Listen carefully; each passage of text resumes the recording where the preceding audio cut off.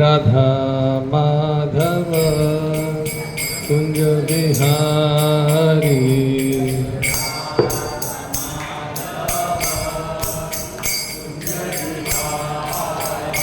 जय राधा माधव कुंज बिहारी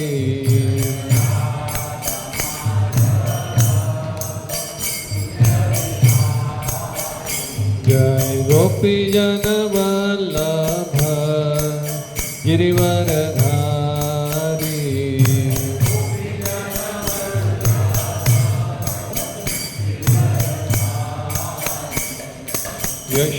यशोदानंदन व्रज जन रंजन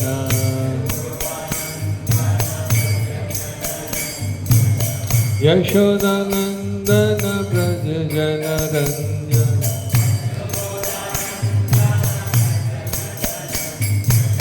यमुना तीर वनचारी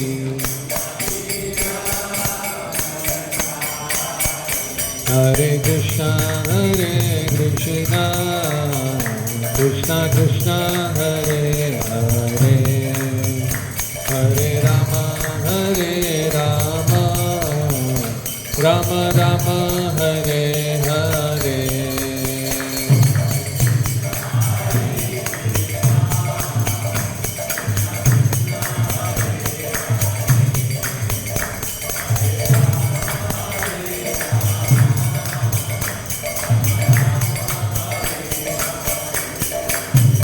Hare Krishna Krishna Krishna Hare Hare Hare Rama Rama Rama Hare Hare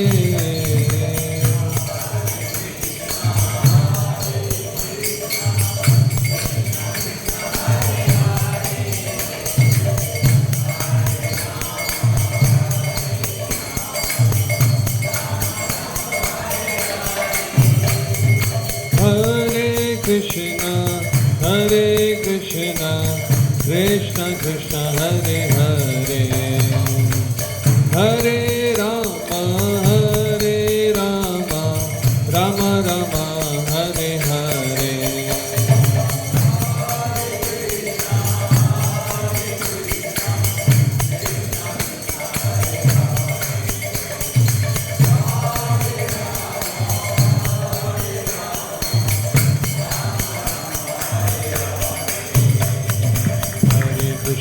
Hare Krishna Krishna Hare Hare Hare Ram Ram Hare Hare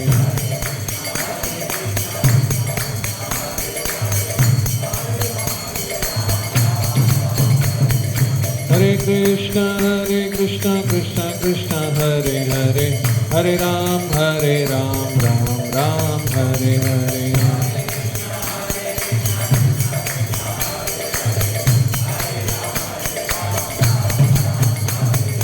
Hare Krishna Krishna Hare Hare Hare Ram Ram Hare Hare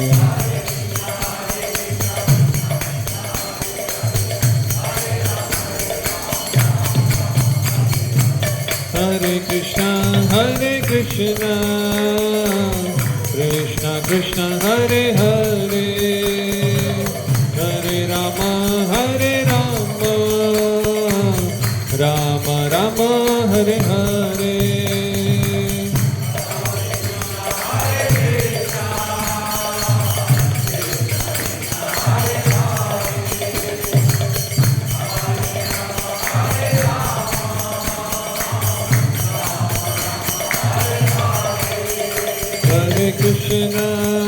Hare Krishna Krishna Hare Hare Hare Rama Rama Rama Hare Hare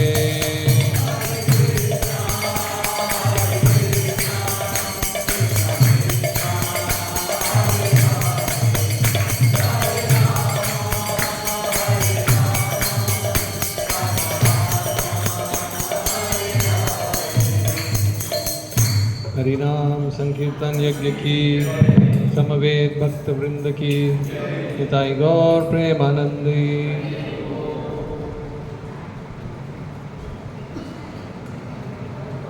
ओम नमो भगवते वासुदेवाय। ओम नमो भगवते वासुदेवाय। ओम नमो भगवते वासुदेवाय। ओम अज्ञानतिमिरन्धस्य ज्ञानाञ्जनशलाकया चक्षुरोन्मिलितं येन तस्मै श्रीगुरवे नमः।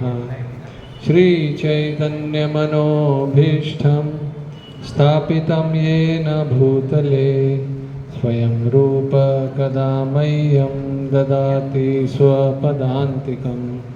वन्देऽहं श्रीगुरो श्रीयुतपदकमलं श्रीगुरून् वैष्णवांश्च श्रीरूपं साग्रजातं सहगण रघुनाथान्वितं तं सजीवं साद्वैतं सावधूतं परिजनसहितं कृष्णचैतन्यदेवं श्रीराधा कृष्णपादान् सहगणललिता श्रीविशाखान्। हे कृष्ण करुणा सिंधो दीनबंधो जगत्पते गोपेश गोपिका कांत राधाकांत तप्त कांचन गौरांगी राधे वृंदावनेश्वरी वृषभानुसुते देवी प्रणमामि हरिप्रिये। वाञ्छाकल्पतरुभ्यश्च कृपा सिन्धुभ्यैव च पतितानां पावनेभ्यो वैष्णवेभ्यो नमो नमः। जय श्री कृष्ण चैतन्य प्रभु नित्यानंद श्री अद्वैत गदाधर श्रीवासदि गौर भक्तवृंद। हरे कृष्णा कृष्णा कृष्णा हरे हरे हरे राम राम राम हरे हरे। हरे कृष्णा कृष्णा कृष्णा हरे हरे हरे राम राम राम हरे हरे। हरे कृष्णा कृष्णा कृष्णा हरे हरे हरे राम राम राम हरे हरे। हरे कृष्ण। तो आप सभी भक्तों का साप्ताहिक सत्संग कार्यक्रम में हार्दिक स्वागत। आज हम लोग ले रहे हैं श्रीमद् भागवतम स्कंध 11 अध्याय 16। अध्याय का शीर्षक है भगवान की विभूतियाँ। श्लोक क्रमांक 19। नागेन्द्राणाम अनंतोहम मृगेन्द्रः श्रृंगी दंस्त्रिणाम आश्रमानाम अहम तूर्यो वर्णानाम प्रथमो अनघ। एक एक शब्द दोहराएंगे। नाग इंद्राणाम अनेक फनों वाले श्रेष्ठ सर्पों में अनंतः अनंत देव अहम मैं मृगेन्द्र सिंह श्रृंगी दंष्ट्रीनाम पैने सिंह तथा दांत वाले पशुओं में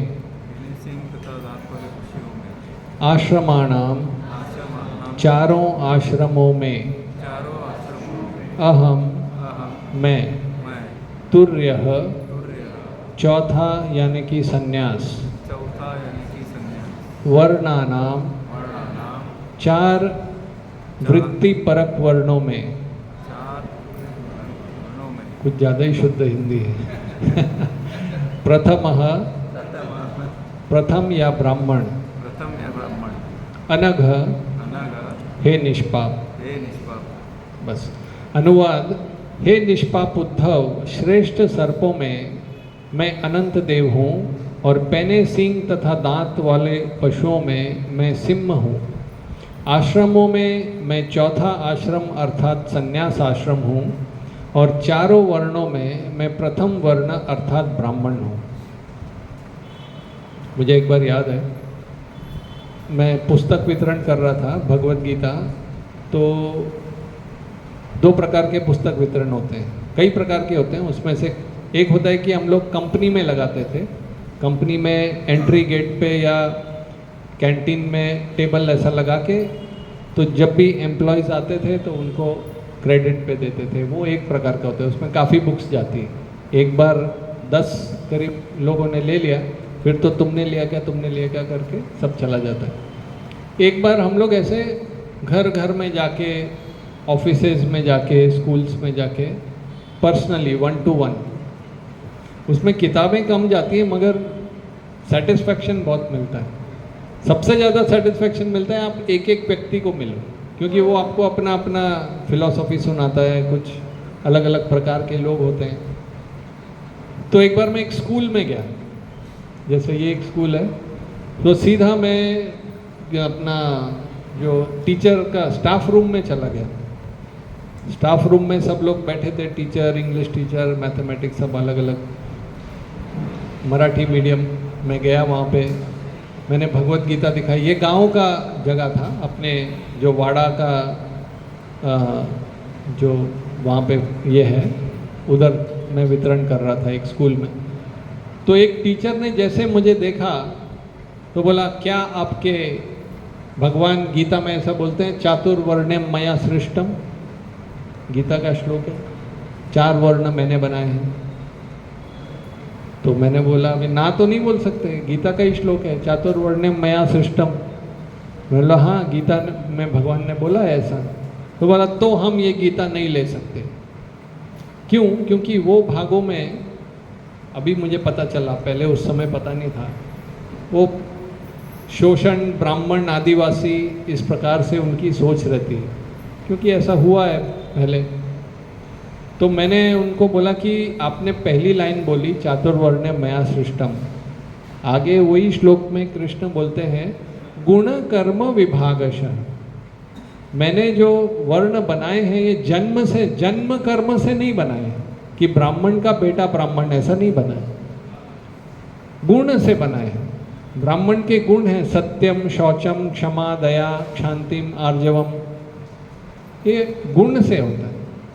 ऐसे तो कई, मैं हॉस्टल में रहता था तो मेरे साथ भी एक थे, खाने पीने में सब जगह, मगर कहने को ब्राह्मण, डोरी दिखाते थे ऐसे।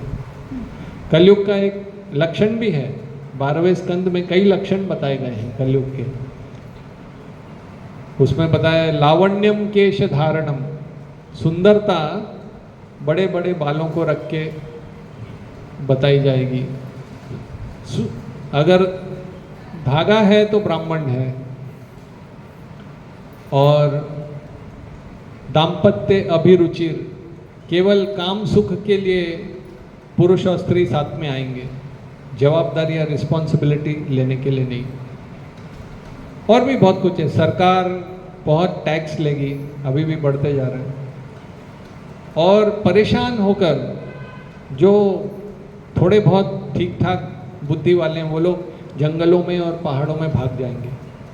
ऐसा कलयुग के बहुत सारे लक्षण हैं।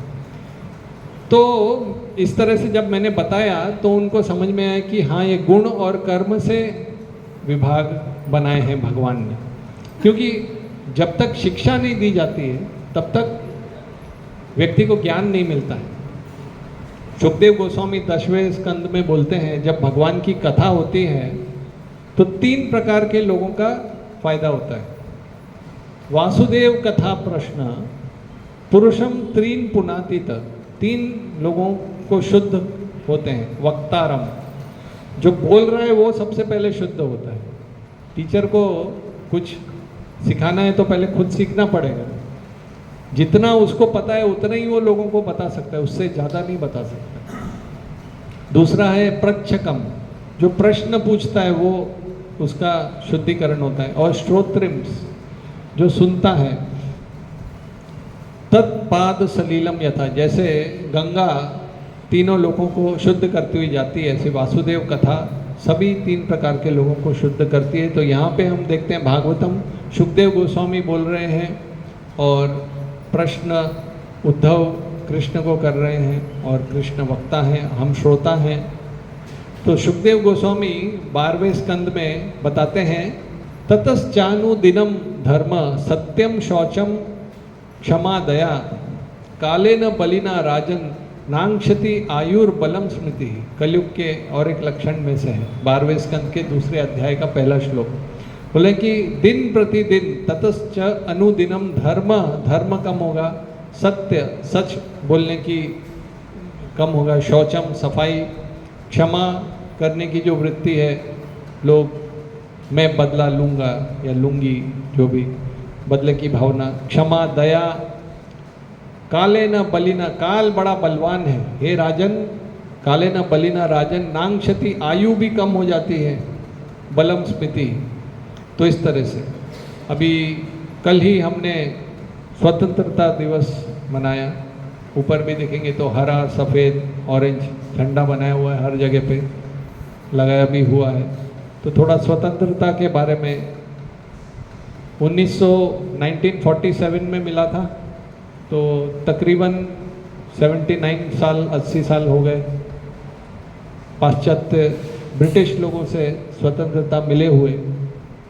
अभी ये तो देश की स्वतंत्रता मिली, ऐसा बताते हैं। चैतन्य महाप्रभु के समय पे नवाब हुसैन शाह करके वहाँ के राजा थे, तो वो उन्होंने ऑर्डर दे दिया था कि कोई कीर्तन नहीं करेगा, यहाँ तक कि लोग घर में भी थोड़ा बहुत पूजा कर सकते हैं, यहाँ तक कि मृदंग उन्होंने फोड़ दिया था, लोग भक्त लोग डरे हुए रहते थे। तो इस तरह से जब आज़ादी मिलती है तो हम कीर्तन कर सकते हैं, जप कर सकते हैं, जो करना है भक्ति कर सकते हैं। तो ये तो बहुत आनंद का विषय है। ये हो गया एक भौतिक दृष्टिकोण। दूसरा दृष्टिकोण, हर जीव जो इस संसार में आता है वो सोचता है या तो मैं पुरुष हूँ, मैं स्त्री हूँ, मैं वृद्ध हूँ, मैं जवान हूँ, मैं धनी हूँ, मैं गरीब हूँ, मैं स्टूडेंट हूँ, मैं पेरेंट हूँ, मैं कुत्ता हूँ, मैं बिल्ली हूँ। हर प्रकार के उपाधियाँ सोचता है, मैं सन्यासी हूँ, मैं ब्राह्मण हूँ, मैं गृहस्थ हूँ, ब्रह्मचारी हूँ। एक तरह से देखा जाए तो 84 लाख योनियों में से ये सारी जो उपाधियाँ हैं, इनमें से हम कुछ भी नहीं। हम ना तो पुरुष हैं, हम ना तो स्त्री हैं, हम ना तो छोटे बच्चे हैं, ना तो धनी हैं, ना हम आत्मा हैं। तो उस दृष्टिकोण से देखा जाए तो शास्त्र बताते हैं, अंतरंगा चित शक्ति, तटस्थ जीव शक्ति, बहिरंगा माया, तीने करे प्रेम भक्ति। भगवान की अनंत शक्तियां हैं, उसमें से 3 प्रमुख हैं। एक है अंतरंग शक्ति, एक है बहिरंग शक्ति, एक है तटस्थ शक्ति। अंतरंग शक्ति जो उनकी भक्ति करने वाले लोग हैं, उसके अंडर में वो भक्त रहते हैं। बहिरंग शक्ति माया शक्ति जो कृष्ण से दूर लेके जाती। कैसे लेके जाती? 2 प्रकार से, आवरणात्मिका, प्रक्षेपात्मिका। पहले जीव के ऊपर आवरण डाल देते हैं, कवर डाल देते हैं, ब्लैंकेट डाल देते हैं, फिर खूब पिटाई करते हैं। ज्ञान का आवरण और प्रक्षेपात। ये ब्रह्मा जी ने जब सृष्टि करी, ये संसार की सृष्टि ब्रह्मा जी ने करी, ब्रह्मा जी की सृष्टि भगवान विष्णु ने करी। भगवान विष्णु के गर्भ से कमल हुआ और फिर ब्रह्मा जी ने, ये 3रे स्कंद में सृष्टि की रचना आती। तो उसमें वो बोलते हैं कि क्षुद्र त्रिधातुभिर इमा मुहुर अर्ध्यमाना। मैंने ऐसी जीवों को बनाया है कि उनको थोड़ी थोड़ी देर में भूख लगती, क्षुद्र प्यास लगती थोड़ी थोड़ी देर में। 3 धातुओं से कफ वात पित्त का बना हुआ शरीर है। मुहुर हर समय अर्ध्यमाना, उनको इतना टेंशन रहता है, टेंशन टेंशन टेंशन, चिंता। और शीतोष्ण वात वर्षेर इतरेतराच्य की ठंडी, शीत, उष्ण, गर्मी, हवा चलती है, आंधी चलती है, बरसात आती है, गर्मी होती है, ठंडा हुआ ही नहीं। अभी तक 28 डिग्री चल रहा है बम्बई। तो अलग अलग प्रकार से, और अंदर से, ये तो बाहर से ठंडी गर्मी हवा, और अंदर से काम अग्निना अच्युत रुषा सुदूर भरेण, अंदर से काम वासना, क्रोध, अच्युत ऐसा क्रोध की जो रुकता नहीं।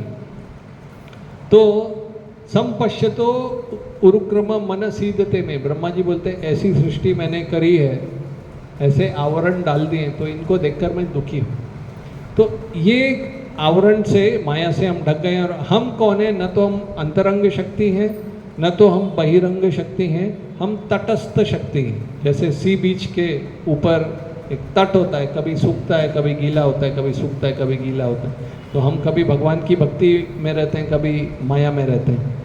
तो अर्जुन भी 13वें अध्याय में भगवत गीता में बोलते हैं, वो बोलते हैं कि प्रकृतिम पुरुषम चैव क्षेत्रम क्षेत्रज्ञम एव च एतद् वेदितुम इच्छामि ज्ञानम ज्ञेयम च केशव। 6 चीज़ें पूछ रहे हैं। बोले हे कृष्ण मुझे 6 चीज़ें बताओ।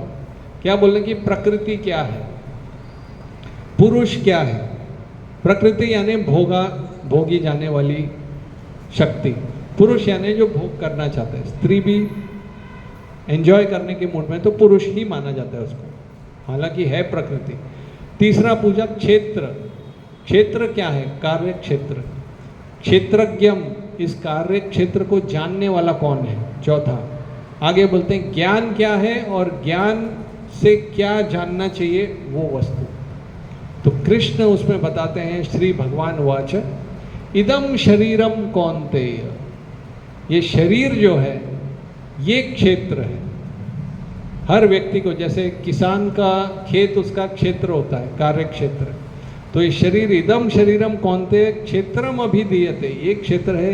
एतद् यो वेत्ति तम प्रभु क्षेत्रज्ञ इति तद्विधि। इस क्षेत्र के अंदर एक क्षेत्रज्ञ है जो क्षेत्र को जानता है। हर व्यक्ति जानता है मेरे शरीर में क्या हो रहा है, मेरे पेट में दुख रहा है, कि मेरे को हार्ट अटैक आ रहा है, कि मुझे खुजली आ रही है, कि चींटी काट रही है, कि मुझे टेंशन हो रहा है, मुझे भूख लग रही है। ये मेरे शरीर का मुझे मालूम है। मुझे ये नहीं मालूम है आपके शरीर में क्या हो रहा है, बराबर। तो इस प्रकार से, तो आगे तीसरे में श्लोक में कृष्ण बोलते हैं कि एक हो गया क्षेत्र, एक हो गया क्षेत्रज्ञ, और इन सभी क्षेत्र और क्षेत्रज्ञों में मैं भी एक क्षेत्रज्ञ हूँ। बाकी क्षेत्रज्ञ और मेरे में ये फर्क है कि वो क्षेत्रज्ञ केवल अपने शरीर के बारे में जानते हैं, मैं हर एक के शरीर के बारे में जानता हूँ, हर एक के मन के बारे में जानता हूँ, हर क्षेत्र के बारे में जानता हूँ। इस प्रकार से तो इसीलिए ऐसा बताया जाता है कि जीव जो है, जो बीच का बंदर है, कभी माया में रहता है, कभी कृष्ण में, धोबी का गधा है, न घर का न घाट का, और दुश्मन अनाज का। तो इस तरह से भक्ति कर नहीं पाता है। तो इसीलिए दासत्व ये स्वीकार, इसको हम नकार नहीं सकते। स्वीकार करना तो जाने की बात, हम नकार ही नहीं सकते। या तो आप माया के दास बनोगे या कृष्ण के दास बनोगे। दासत्व तो हमको करना ही है। आप सोचिए, जैसे ही आपको समय मिलता है, खाली समय मिलता है, तो काम क्रोध लोभ मद मोह मत्सर, मन, गुलाम मतलब क्या होता है? करना ही पड़ेगा, नहीं तो बहुत पिटाई होगी। आंख बोलती है वो मुझे देखना ही है, देखो धुरंधर पिक्चर देखना ही है, मुझे जाना ही है। देखना है मतलब देखना है, नेटफ्लिक्स देखना ही है। मोबाइल बोलेगा देख, उठा, ऑर्डर, रुक नहीं सकते, देखने ही लगते। कान बोलेगा ये तो मुझे सुनना ही है, ये तो सुनना ही है, वीवो का म्यूजिक, कुछ ना कुछ। जीभ बोलेगी ये तो कुछ खाना ही है। कि लोग हैं जिनके पास समय, वो कहाँ कहाँ जाके वो फलाना हाईवे पे, वो ढाबे पे, वो चीज़ वो ट्राई नहीं किया तो लाइफ बर्बाद है, 50% लाइफ बर्बाद है।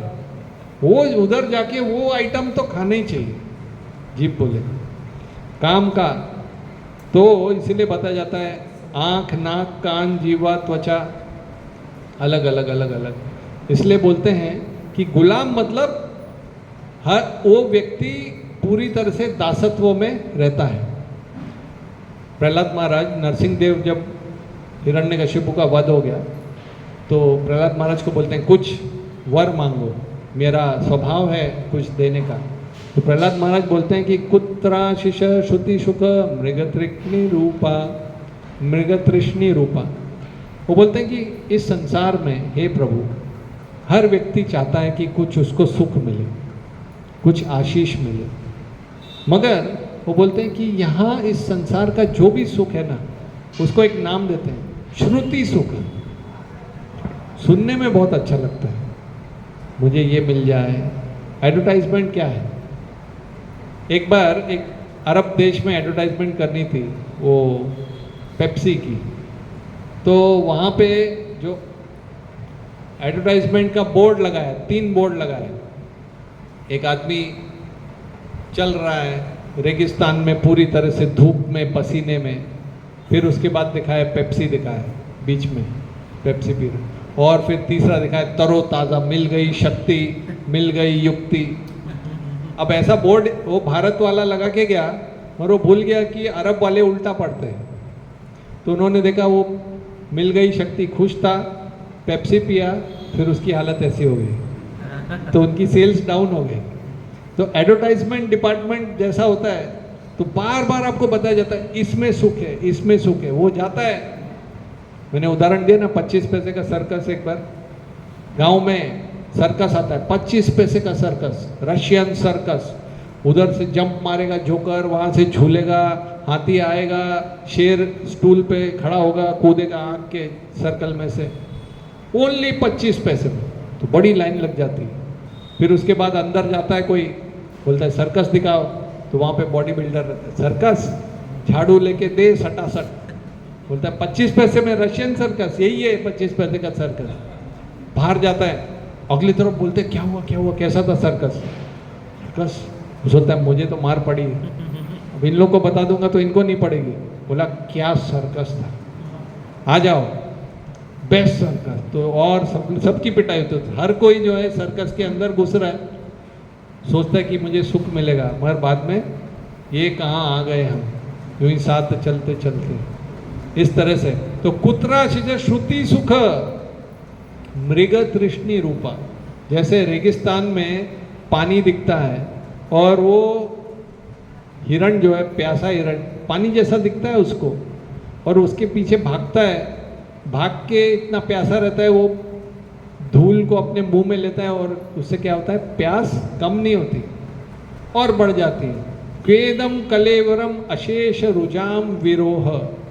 और प्रहलाद महाराज आगे बोल रहे हैं कि ये शरीर जो हमेशा अलग अलग तकलीफ देते रहता है, आज इधर दुख रहा है, कहीं आंख दुख रही है, सिर दुख रहा है, गर्दन, कभी कमर, कभी घुटना, रोज एक नया कुछ अपने को ही पता रहता है। निर्विद्यते न तु जातो यत अपैति विद्वान कामानलम मधु लवई सम्यन दुरापई, कि बड़े बड़े विद्वान लोग भी समझ ही नहीं पाए कि ये जंतर मंतर क्या है। इस संसार में हर कोई सुख लेने जाता है, पिटाई होके बाहर आता है, तो मधु लवई उसको लगता है ये थोड़ी शहद की बूंदे मुझे मिल जाए, वो शहद की बूंदे लेने जाता है, मगर उसको केवल अग्नि मिलती है। तो जो भागवतम का तीसरा स्कंद है उसमें द्वितीय सृष्टि बताई गई है। द्वितीय सृष्टि मतलब जो एक बार भगवान से ब्रह्मा जी आए, पहली सृष्टि, दूसरी सृष्टि ब्रह्मा जी ने करी, तो उसमें 2 बार वही वर्णन बताया गया है। तो उसमें बताया गया है पहला वर्णन किस तरह से, जैसे मैंने श्लोक बताया कि काम अग्निना अच्युत ऋषा, ब्रह्मा जी दुख कर रहे हैं कि मैंने सृष्टि करी, ऐसी सृष्टि करी कि सब लोग इसमें आवरण से बंद हो गए, ढक गए। तो उसमें बताया गया कैसे जीव को अलग अलग कंबल चढ़ाए गए और वो ये समझने लगा कि मैं सुखी हूँ, मैं ये हूँ, ये शरीर, ये संसार, ये मेरा है। अगले सृष्टि में ये बताया गया कि कैसे ये कंबलों को निकालो, कैसे बाहर आओ। तो ये सब इच्छा से होता है। इच्छा द्वेष समुत्थेन द्वंद्व मोहेन भारत। हर व्यक्ति शुरुआत में भगवान के धाम में ही था, अपनी इच्छा से कि उधर क्या मिलता है, उधर क्या मिलता है, शायद जाके देखते हैं, तो भौतिक संसार में आ ही गया। चैतन्य चरितामृत में ऐसा बताते हैं कि एक जीव जब भगवान के सामने एक बार आ जाता है और बोलता है कि मैं आज से आपकी शरण में हूँ, बस एक बार नमस्कार कर दिया, एक बार भक्ति करना चालू कर दिया, फिर उसके बाद वो भूल जाएगा, भगवान नहीं भूलेंगे। क्योंकि उसने एक बार बोल दिया। श्री राम जब विभीषण लंका से आए और श्री राम की शरणागति लेने के लिए आए, तो जितनी भी श्री राम की सेना थी, वानर थे, सुग्रीव वाली, बोल रहे थे ये तो रावण का भाई है, आप इनके ऊपर ट्रस्ट रखोगे, इन पे विश्वास रखोगे। तो श्री राम बोलते हैं सकृदेव प्रपन्नो यस्तवास्मि इति याचते अभयम सदा तस्मै ददामि एतद् व्रतम मम। सकृत, एक बार कोई मुझे बोलता है कि तवास्मि, मैं आपका हूँ, तो एक ही बार सकृतेव प्रपन्नो है, तो अभयम सदा सर्वदा तस्मै, उसको मैं अभय दे देता हूँ। ये मेरा व्रत है, ये मेरा। तो इसीलिए जब एक भक्त श्लोक लिखते हैं कामादिनाम कति न कतिधा पालिता दुर्नितेशास तेषाम जाता मई न करुणा न कृपा नोपशांति। बोल रहे हैं कि काम आदि नाम, काम आदि मतलब काम, क्रोध, लोभ, मद, मोह, मत्सर, ये ऐसे स्वामी हैं, ये ऐसे मास्टर हैं, ये ऐसे बॉस हैं कि कति न कदिता पालिदा दुर्निदेशास, मैंने इनकी इतनी सेवा करी अनलिमिटेड ओवर टाइम, कभी छुट्टी ना लेते हुए। यहाँ पे भी कभी कंपनी में काम करेंगे तो CL, PL, EL मिलता नहीं, क्या क्या मिलता है, पेड लीव, ये लीव, साल में हफ्ते में एक दिन, चलो साल तुमने इतना काम किया, संडे थोड़ा छुट्टी। इनका ऐसा नहीं, 24 घंटा, पूरा दिन, पूरी रात, हर सेकंड, हर मिनट इनकी सेवा कर कर के भी, कोई भी आपकी सेवा करेगा तो आप थोड़ा तो शांत होते हैं, थोड़ा खुश होते हैं, थोड़ा उसको कुछ देते हैं। तो ये बोल रहे हैं कति न कतिता पालिता दुर्नितेजास, मैंने उनके दुर्निर्देश पालन किए। तेषाम जाता मई न करुणा, उनको मेरे ऊपर जरा भी दया नहीं आई, मरते दम तक मुझे अपनी सेवा करवाते रहे। न करुणा न कृपा, और मैं बेशरम, मुझे भी शर्म नहीं आई, मैं भी उनके दुर्निर्देश पालन करते गया, कर रहा हूँ जन्मों जन्मांतर। न उपशांति, और वो संतुष्ट भी नहीं हुए, मैंने अपना पूरा जीवन की शक्तियां लगा दी मगर ये संतुष्ट नहीं हुए। अब उत्सृत ज्ञान, अब मैं इनको छोड़ रहा हूँ, अब मैं इनको दूर छोड़ के उत्सृत ज्ञान अथ यदुपते, हे कृष्ण सांप्रतम लब्ध बुद्धिस, अब मुझे बुद्धि आ गई। त्वाम आयात शरणम, अब मैं आपकी शरण में आ गया हूँ। न्युंक्षात्म दास से, मुझे अपनी सेवा में लगाओ, एक दास बोल के लगाओ। तो इसीलिए ये कृष्ण भी गीता में बोलते हैं, जैसे हम लोग कभी भगवान की अर्चना करने जाते हैं, गोपीनाथ में भगवान के विग्रह की सेवा में जाते हैं, तो उसमें शुरुआत में तो एक मानस पूजा करनी पड़ती है। मानस मतलब मन से भगवान की पूजा करते हैं। उसमें कुछ श्लोक बोलते हैं कि ना हम विप्रो न शूद्रो न च नरपतिर, न मैं गृहस्थ हूँ, न वानप्रस्थ हूँ, न मैं सन्यासी हूँ, न मैं ब्राह्मण हूँ, किंतु प्रोद्यान निखिल परमानंद दास दास अनुदास, मैं केवल आपके दासों के दासों का दास हूँ, मैं केवल एक आत्मा हूँ। 84 लाख योनियों से घूमते घूमते भटकते भटकते आज मुझे आपके चरणों की सेवा मिली। ऐसा मेडिटेट, ध्यान करते हैं, फिर भगवान के श्रृंगार में जाते हैं, और भगवान का श्रृंगार करके जब बाहर आते हैं तो एक श्लोक बोलते हैं अपराध सहस्राणी, कई श्लोक बोलते हैं अपराध शोधन मंत्र, क्योंकि हम सेवा किससे करते हैं, इस शरीर से करते हैं, इस मन और इन ये मशीन से करते हैं। ये है भौतिक भौतिक तत्वों से, पंच तत्वों से बना हुआ शरीर, जल, अग्नि, वायु, आकाश। तो इसमें कई प्रकार की त्रुटियां हैं, दुर्गंध है, कुछ माइंड में, मन भी, भगवान की सेवा में जाते हैं, आपका मन केवल भगवान की सेवा में होना चाहिए, इधर उधर नहीं जाना चाहिए। तो मन से अपराध होता है, शरीर से अपराध होता है, तो अपराध शोधन मंत्र होते हैं। उसमें एक मंत्र है, अपराध सहस्राणि क्रियन्ते अहर्निशम मया दासोहमिति मत्वा क्षमस्व मधुसूदन प्रतिज्ञा तव गोविंद न मे भक्त प्रणश्यति इति संस्मृत्य प्राणान संधारयामि। आपकी प्रतिज्ञा है भगवान, न मे भक्त प्रणश्यति। आपने गीता में बोला गया है, गीता में 9वें अध्याय के 30वें और 31वें श्लोक में 30-31 में बताया गया, अपि चेत सुदुराचारो भजते माम अनन्य भाग साधुरेव समन्तव्य सम्यक व्यवस्थितो हि साधु। अगर कोई व्यक्ति सुदुराचार में भी लगा हुआ है, अगर उससे गलती हो गई तो भी उसको, अगर वो भगवान के भजन में लगाए तो उसको साधु मानना चाहिए, साधुरेव समन्तव्य। तो प्रभुपाद तात्पर्य में लिखते हैं, इसका मतलब ये नहीं कि वो कुछ भी करेगा। सुदुराचार से मतलब ये है कि जानबूझ के नहीं।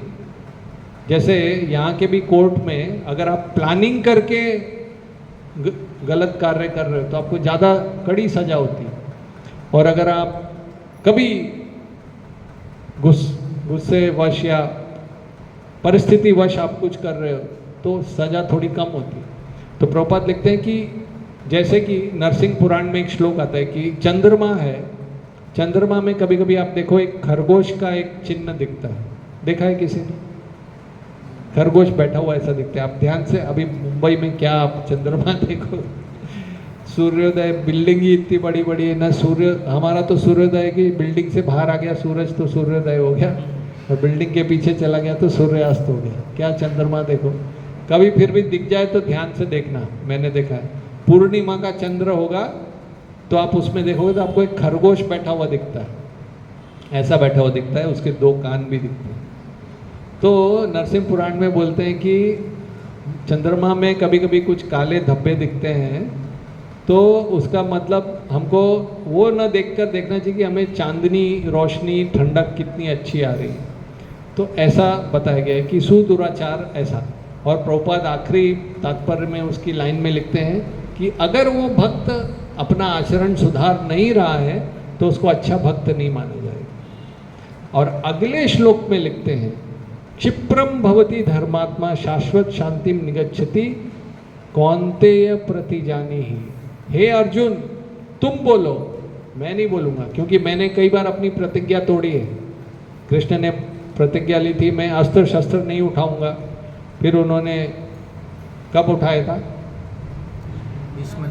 भीष्म पितामह जब अटैक कर रहे थे अर्जुन को, तो क्या उठाया था उन्होंने अस्त्र? रथ का टायर, पहिया, रथांग पाणे नाम हो गया होगा। पाणे मतलब पाणी ग्रहण बोलते ना, हाथ में रथ का अंग, रथ का पहिया लेके वो दौड़े। तो वो अर्जुन को बोलते हैं कौन्तेय प्रति जानी ही न में भक्ता प्रणश्यति, मेरे भक्त का नाश नहीं होगा। तो इस प्रकार से कृष्ण एक प्रकार से वादा करते हैं। तो एक भक्त थे, वो शुरुआत में जीविका चलाने के लिए न्यूज़पेपर वितरण करते थे। तो न्यूज़पेपर वितरण के लिए वो एक बंगले में उनको न्यूज़पेपर डालना पड़ता था, तो बंगले में एक बड़ा डॉबरमैन कुत्ता था। तो बहुत डरते थे वो, जैसे पेपर डालने जाते थे वो दरवाजे पे भाव भाव भाव करके, मतलब शुरुआत के दिनों में। तो उन्होंने देखा, मगर जैसे कभी कभी मालिक आता था, ये टॉमी, तो पूरा वो पीछे चला जाता था।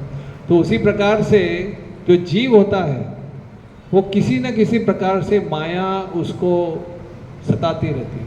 पर जब वो स्वतंत्रता पूर्वक अपना निर्णय लेता है कि मैं कृष्ण के परतंत्र हो जाऊंगा, मेरी जो स्वतंत्रता है वो अपनी इच्छा से हम बंधन में आए, इच्छा करके जब कृष्ण को सरेंडर करेगा तब वो सही स्वतंत्र होगा। किससे? काम, क्रोध, लोभ, मद, मोह, मत्सर, माया से। ये है सच्ची स्वतंत्रता। तो श्रील प्रभुपाद बोलते थे कि हमारी स्वतंत्रता है कृष्ण के प्रति परतंत्रता, उसमें सच्ची स्वतंत्रता है। ऐसा माम एकम शरणम व्रजा। और कृष्ण बोलते हैं मयाध्यक्षेण प्रकृति सूयते स चराचरम, मेरे अध्यक्षता में सारी माया काम कर रही है और सारे चर अचर जो जीव हैं, जो चलते हैं, जो नहीं चलते हैं, वो हेतु नाने न कौनते जगत भी परिवर्तते, ये जगत में घूम रहे हैं सारे जीव माया के। तो इसीलिए अब कोई बोलेगा कृष्ण तो हमें दिखते नहीं। कई लोग बोलते हैं कि कल तो कृष्ण मेरे सपने में आए, मुझे बांसुरी सुनाई। तो ऐसा नहीं, कृष्ण आपको शरण में जाना है तो गुरु की शरण में जाना पड़ेगा। अभी 30 अगस्त को बलराम जी का आविर्भाव दिवस होगा, उसके 7 दिन बाद जन्माष्टमी आएगी। तो गुरु जो हैं वो एक रिप्रेजेंटेटिव के जैसे होते हैं, इसलिए गीता में बोलते हैं तद विद्धि प्रणिपातेन परिप्रश्नेन सेवया उपदेक्षन्ति तज्ज्ञानम ज्ञानिनास तत्वदर्शिनम। गुरु की शरण में कैसे जाना है? केवल चरण छूने से नहीं होगा। 3 चीज, तद्विधि प्रणिपातेन, शरण ग्रहण करो कि आप जो बोलेंगे सही। प्रणिपातेन परिप्रश्न, पूछना पड़ेगा कि ये मेरी समस्या है, मेरा डाउट है, कैसे।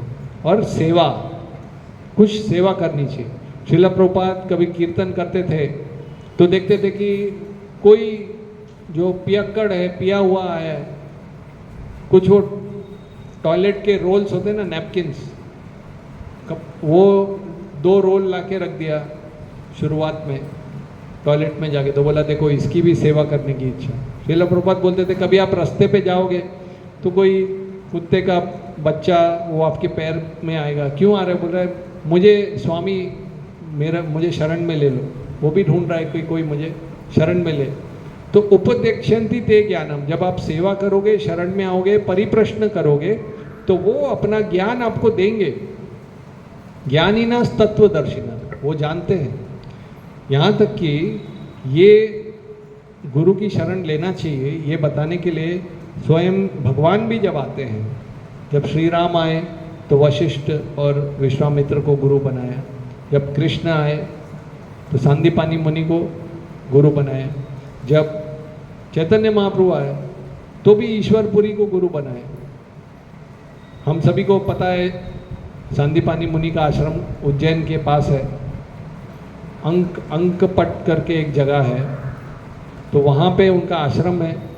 और कृष्ण और सुदामा को एक बार सांदीपानी मुनि ने बोला कि आप लकड़ी जमा करके लाओ, तो लकड़ी लेने के लिए गए तो बरसात आ गई और वहाँ पे एक जगह है, उसका नाम मुझे अभी याद नहीं आ रहा है, नारायण गांव करके, तो वहाँ पे 2 पेड़ हैं, अभी भी लोग दिखाते हैं। तो बरसात में तूफान आ गया तो वो लोग सुदामा और कृष्ण पेड़ पे चढ़ के बैठ गए। अगले दिन गुरु ढूंढते हुए आए, बोले कि मेरे शिष्य कहाँ है? देखा तो वो ठंड में ठिठुर रहे थे, अभी भी लकड़ी पकड़े थे और एक दूसरे का हाथ पकड़े थे। तो जब उन्होंने वो दृश्य देखा तो उनकी आंखों में आंसू आ गए। उन्होंने बोला कि मेरी सेवा के लिए आप लोगों ने, श्लोक है उसमें वो बोलते हैं कि हर व्यक्ति को अपना शरीर बहुत प्यारा है, हर व्यक्ति को अपनी जान बहुत प्यारी है, और आप लोगों ने मेरे लिए, मेरी सेवा के लिए इतना अपना समय दिया, त्याग किया। तो इसलिए फिर उन्होंने कुछ आशीर्वाद दिए कि आप जो भी बोलोगे वो सत्य होगा और आपकी सारी इच्छाएं पूरी हो जाएंगी, इस प्रकार से। अभी इसमें एक बात है, कलयुग में आप देखेंगे कि जैसे एक श्लोक आता है, गुरुर न सस्यात् स्वजनो न सस्यात् पिता न सस्यात् जनी न सत्यात् दैवम न तत्स्यान पतिश्च स्यान न मोचेत यत् समुपेत मृत्यु। कि आप गुरु मत बनो, पत्नी मत बनो, पति मत बनो, टीचर मत बनो, जननी माता मत बनो। कब? अगर आप आपके जो डिपेंडेंट है, जो आपके शरणागत है, उसको आप जन्म मृत्यु के चक्कर से बाहर न निकाल सको। क्योंकि ऐसा बताया जाता है कि जैसे वो श्लोक सुना, त्वमेव माता पिता तुम्हें, इस प्रकार से। तो भगवान जो हैं हमको गुरु के माध्यम से, अथॉरिटी के माध्यम से, राजा के माध्यम से, गीता में नराणाम च नराधिपम, मैं राजा हूँ। और कलयुग में क्या हो गया है कि कलयुग में जो रक्षक है वही भक्षक ऐसा प्रतीत होता है। आप अखबार पढ़ेंगे, न्यूज़पेपर वगैरह देखेंगे तो जो पिता है वही बच्चों का शोषण कर रहा है, धोखा दिया जाता है। तो उसके वजह से क्या होता है कि कलयुग तो कान में बोलता ही रहता है कि आपको बताया जा रहा है कि गुरु पूजा में वो क्या वाक्य आता है कि गुरु मुख पद्म वाक्य चितित कोरिया ऐक्य आर न करी हो मने आशा। गुरु जो बोल रहे हैं उसको एक करो। और ऐसे आपको जगह जगह में त्रुटियां दिखेंगी। कलेर दोष निधे राजन, कलयुग में हर चीज में दोष दिखेगा। तो उसके बारे में ऐसा बताया जाता है कि जैसे माता है, आजकल हम देखेंगे कई बार माता जो बच्चे की रक्षा करनी चाहिए वो ही गर्भपात करती है। पति जो है जो रक्षा करना चाहिए तो वो ही मारपीट करता है। इस प्रकार से साधु है आपको मिलेगा, वो फिर कोई स्कैम आएगा, स्त्री वही स्त्री लंपट है, वही उसका कितना सारा ये खुलेगा। कोई नेता है तो न्यूज़ आएगा उसने कितना स्कैम कर लिया, कितना श्रीलंका में बताते हैं जो वहाँ का था नेता, वो सारा पैसा लूट के सब चला गया कहीं और दूसरे देश में। तो इस तरह से आपको कई प्रकार से जो रक्षक है वही कलयुग में भक्षक दिखेगा। तो कलयुग कान में बोलेगा कि देखो आप ये ऐसे लोगों पे विश्वास करोगे, बगावत, कॉकरोच, तोड़ दो सब, कोई फायदा नहीं, अकेले हो जाओ, स्वतंत्र हो जाओ। अब ऐसे में क्या होता है, क्योंकि जीव को कहीं ना कहीं तो शरण लेनी पड़ती है। हर कोई किसी ना किसी पे आश्रित है, हर किसी की कोई सेवा कर रहा है, कोई माइक लगा रहा है सिस्टम, कोई प्रवचन दे रहा है, कोई सीट लगा रहा है, कोई ये कर रहा है। अभी जन्माष्टमी आ रही, हजारों प्रकार की सेवा है। कोई ये लगा रहा है, कोई पंखा चला रहा है, कोई बिजली चला रहा है, कोई मोबाइल बना रहा है, कोई हर सांस लेने के लिए भी हम खुद से हवा नहीं ले सकते, आश्रित तो हैं।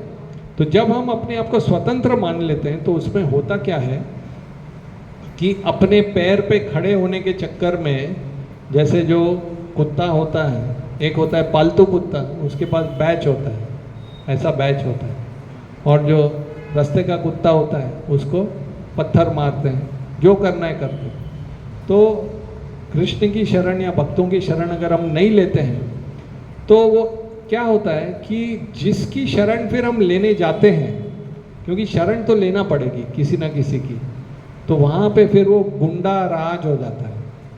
और भी ज़्यादा जैसे आप मोबाइल की, आप बोलोगे बस मैं और मेरा मोबाइल, तन्हाई में हम दोनों काफ़ी, बस मैं वीडियो देखता रहूं और मुझे आनंद मिलता है। एक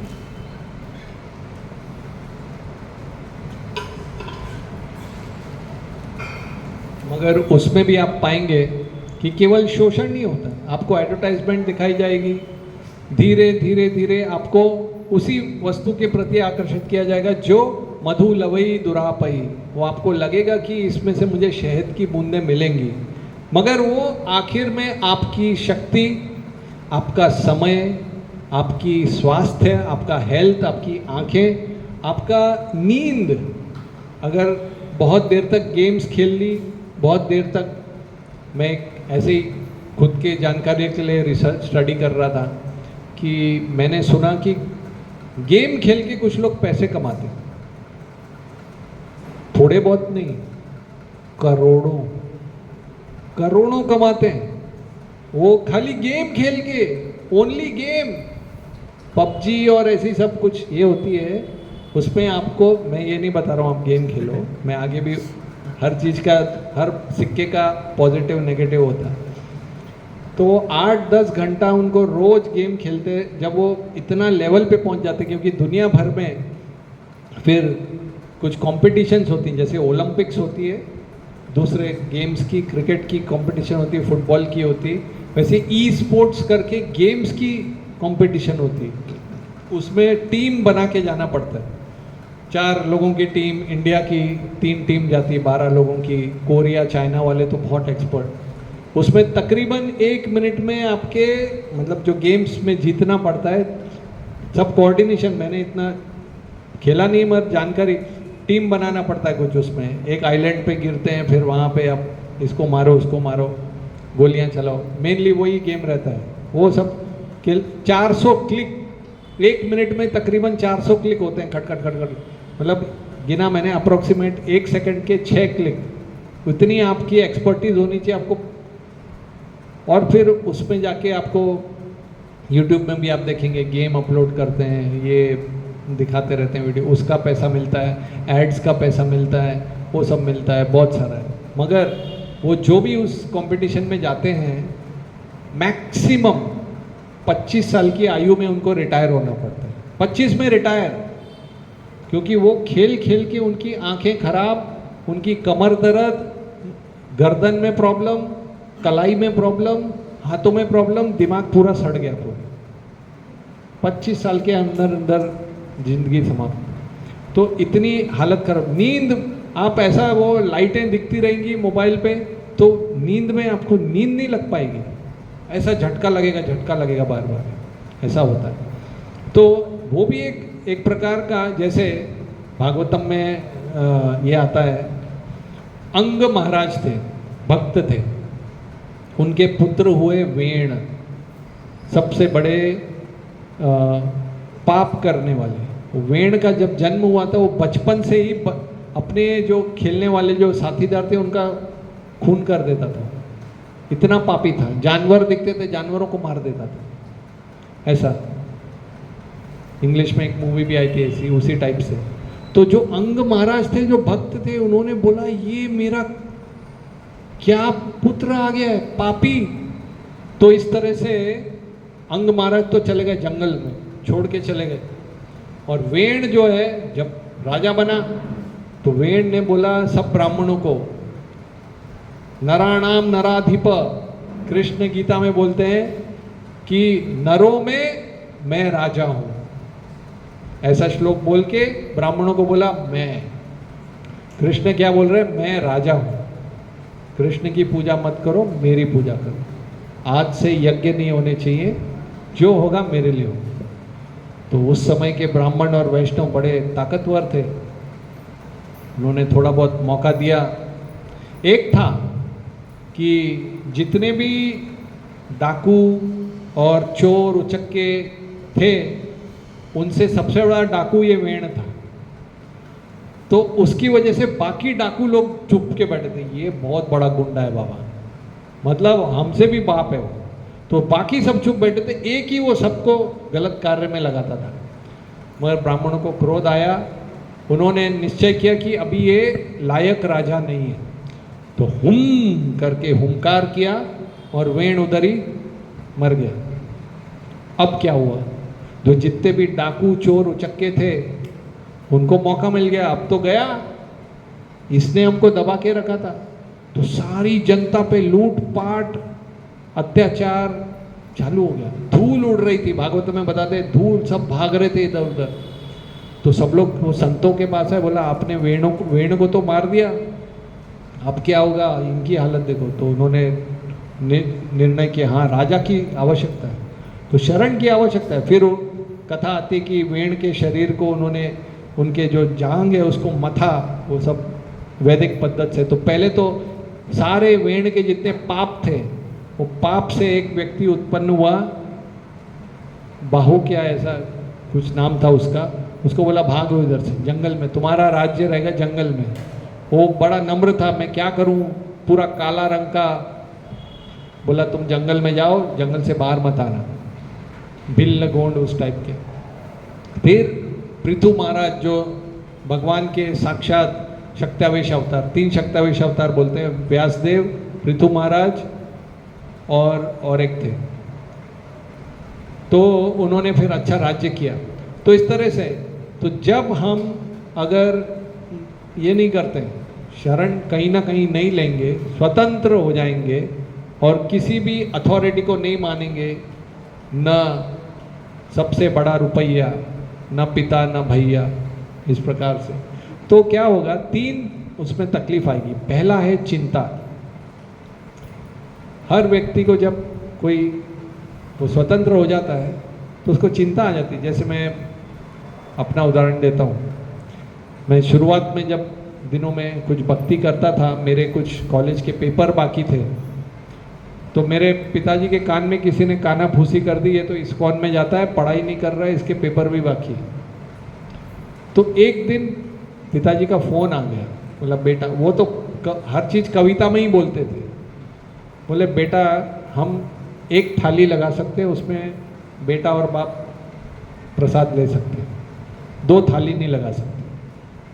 मैंने बोला अभी इसको डिकोड क्या करूँ तो वो बोल रहे थे, मैं अलग रहता था, मैं नासिक में रहता था और वो मध्य प्रदेश में, तो संक्षिप्त में बोल रहे थे कि तुम आ जाओ, घर पे आ जाओ, ये अलग से मत रहो, साथ में रहेंगे, तुम पढ़ाई करो, खुद आनंद रहेगा। मैंने सोचा, मैं घर गया तो ये जपा वपा तो निकल ही जाएगा। तो वो जो पैरों तले जमीन सरकी, कभी जिंदगी में 1 रुपया कमाया नहीं।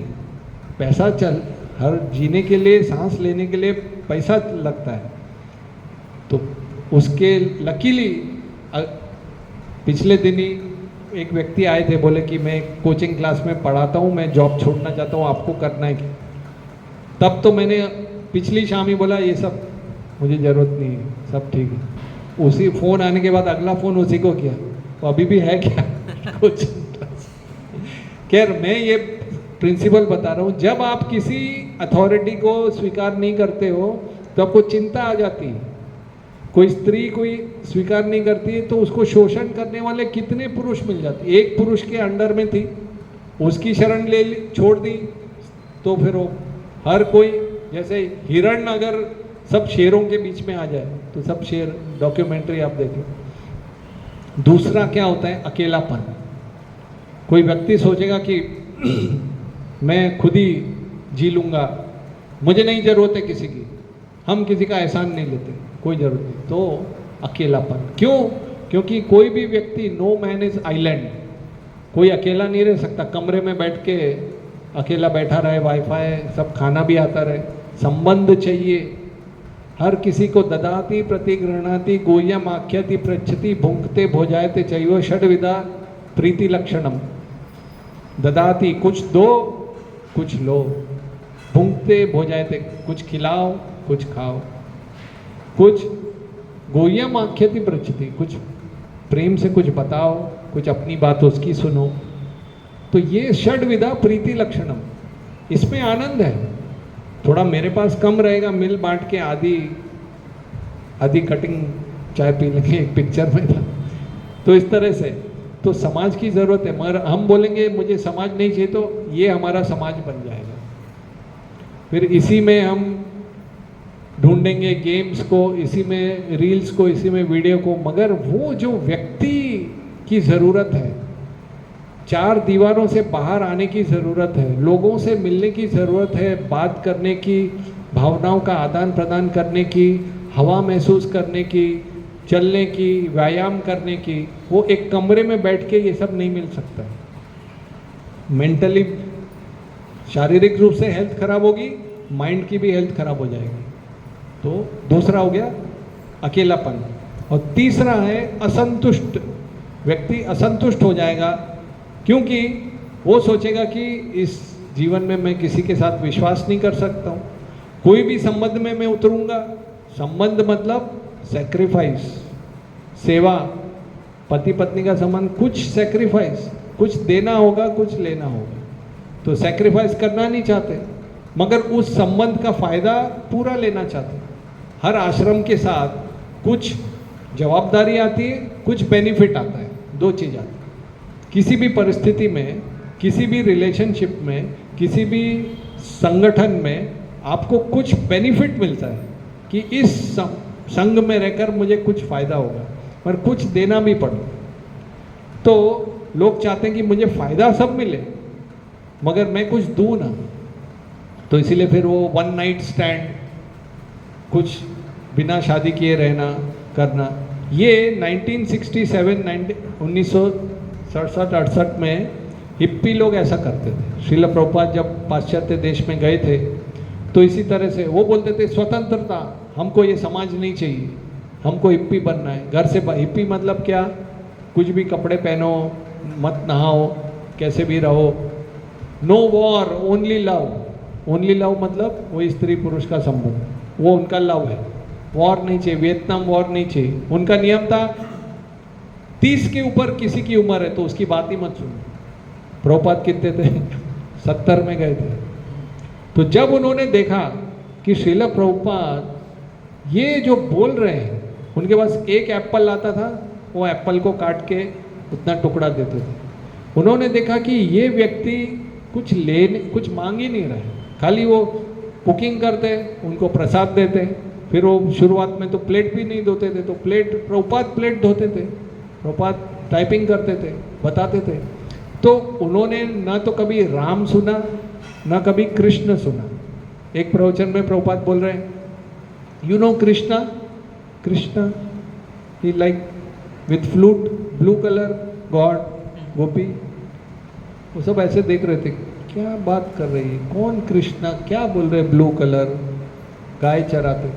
तो प्रभुपाद ने बोला ओके नो प्रॉब्लम। फिर तो ऐसा उन्होंने ना कभी राम सुना, ना कृष्ण सुना, ना हरि सुना, ना कुछ नहीं सुना, मगर उन्होंने देखा ये व्यक्ति कुछ हमसे लेना नहीं चाह रहे, हमसे कुछ चुराने नहीं आए, हमसे कुछ लेने नहीं आए, खाली देने आए।